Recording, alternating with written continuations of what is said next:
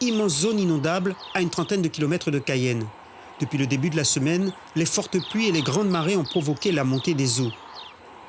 Lionel habite ici, tout comme Héloïse, 72 ans. En début de semaine, elle a refusé de quitter les lieux. 4 jours plus tard, l'eau est toujours présente. J'ai passé 30 ans ici. Mon sapat est arrivé, de l'eau est montée. Mais ça là, il y a de l'eau montée tout partout, jusqu'à temps, tout mon bagage, j'ai tiré, mettez. Privée d'électricité, Héloïse est coupée du monde et espère rapidement de l'aide. Au téléphone, pas qu'à marcher. On y a dit, moi, pas qu'à fonctionner. Je l'ai appelé pour me téléphoner, pour garder si que tu as une côté pour me sauter, parce que je ne peux pas vivre comme ça sans lumière.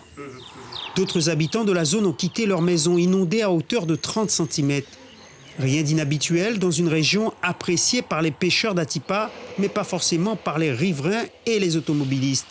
Ces derniers, également contraints de ne plus circuler la nuit compte tenu de la montée des eaux. Ce matin, à l'ouverture de cette portion, les équipes de la DGTM restaient prudentes quant à l'évolution de la crue. Il faut quand même toujours attendre la décrue, puisque sur la partie gauche de la chaussée, il y a quand même 20 cm encore d'eau. Donc ça veut dire que les automobilistes ne peuvent pas passer sur la gauche et donc l'alternat est toujours de mise.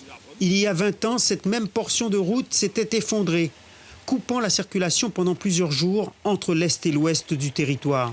Un phénomène qu'à la DGTM, on n'aimerait pas revivre.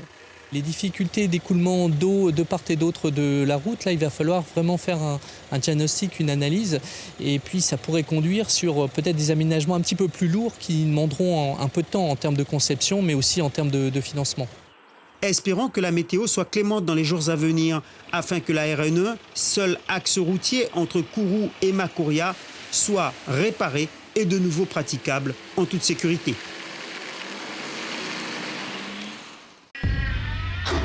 Suivez l'info sur Guyana Première, télé, radio et Internet.